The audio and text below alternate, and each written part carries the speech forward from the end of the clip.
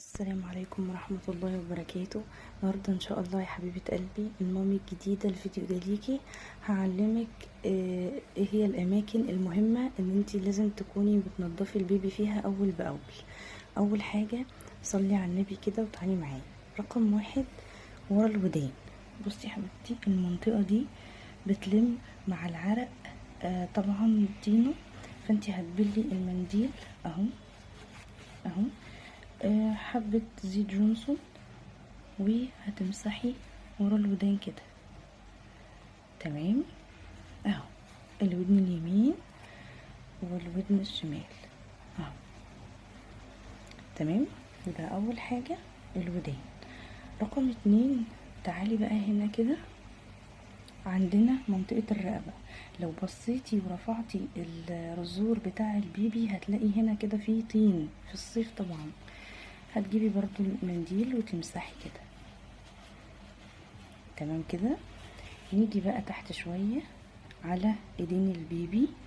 طبعا البيبيهات اللي لسه مولودون بتبقى ايدهم مقفولة، فهتفتحيها برفق كده برفقة كده بالراحة، وهتبدأي تمسحي الخطوط دي. الخطوط دي بيبقى فيها طينة، فتمسحيها كده بالراحة خالص. طبعا المنديل بيبقى مبلول، يا اما جيز جونسون او مية دافية اللي انت تحبيه. وتيجي بين الصوابع تنضفيها كده اهو، كل صابع اهو اهو. تمام، الايد اليمين والايد الشمال برضو تعملي نفس الحاجة بالكف بتاع الايد والصوابع. وطبعا بتكوني قصة الضوافر علشان نضمن ان الطفل لو حط ايده في بقه تبقى ضوافره مقصوصة ما تعوروش، او حتى شد شعره او كده ما تعوروش. تمام كده. ننزل بقى لتحت شوية منطقة السرة، عرفتك في فيديو قبل كده هتنضفيها ازاي. تحت بقى شوية منطقة الحفاض، لو هي بنوتة لازم تبقى نضيفة كويس جدا جدا، وبتنضفي من هنا من فوق لتحت، مش من تحت لفوق، لا بتنضفي من فوق، بتمسحي كده لتحت مش من تحت لفوق. تمام. وطبعا ممنوع استخدام المناديل الوايبس عشان بتعمل التهابات. ننزل بقى لتحت كمان منطقة الركبة من ورا اهو، عشان طبعا هما ما بيتحركوش، فبيبقى هنا برضو في طين وعرق.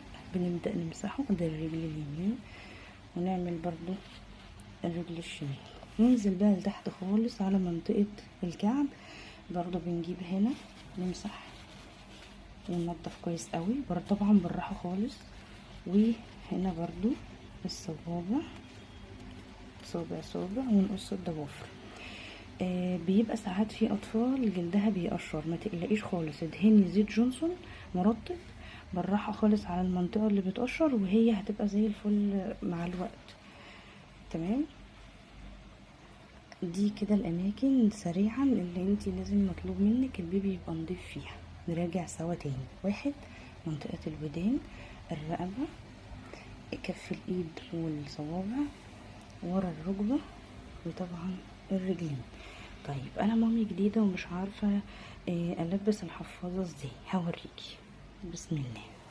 معلش هو الفيديو طويل شوية بس لازم نفهم. ده الحفاظ اهو، طبعا بيبقى مقاس واحد. اللي بتبقى فيها اللزقة دي حبيبتي بتبقى ورا كده، ودي بتبقى لقدام. بصي يا ست البنات، هنجيب البيبي كده لان ما ينفعش طبعا نرفع رجله اهو ونحطه. ما ترفعيهوش كده، ما ترفعيش الطفل كده عشان غلط على ظهره. نفتح رجله طبعا بعد ما ننضف كويس جدا بالميه الدافيه اهو، ونبدا ان احنا نقفل كده. تمام.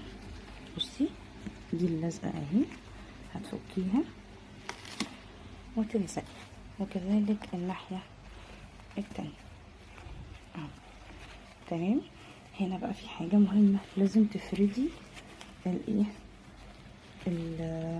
الاستك ده، عشان ده بيمنع التسريب. تفرديه من كل الجهات، وبيبقى فيه ورا من هنا كده المنطقه دي لازم تبقى مفروده كده، عشان لو الطفل عمل بيبي ما يطلعش لفوق. المنطقه دي بتحمي الظهر وبتحمي الهدوم. كده دي كل حاجة كانت خاصة بالبيبي اللي لسه مولود. حاولت يعني اوضح لك حاجات كده عشان لو انتي ام لسه جديدة. في حاجة كمان مهمة، قشرة الراس.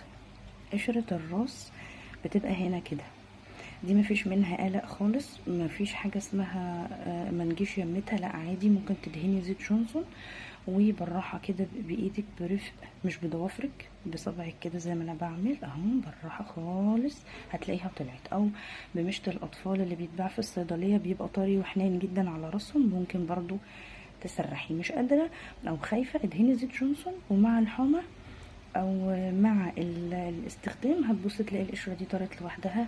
كل ما البيبي بيكبر كل ما القشرة دي بتطير. كده اعتقد ان انا لميت كل الحاجات الخاصة بالاطفال ونظافتهم. يا رب ما اكونش ناسي حاجة.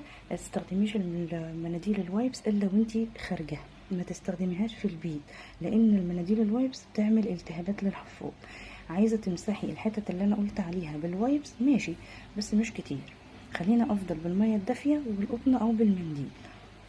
يا رب اكون قدرت افيدكم. دمتم سالمين وبألف خير، ربنا يبارك لنا في ولادنا يا رب ويرزق كل مشتاقة. والسلام عليكم ورحمة الله وبركاته. بحبكم في الله، سلام.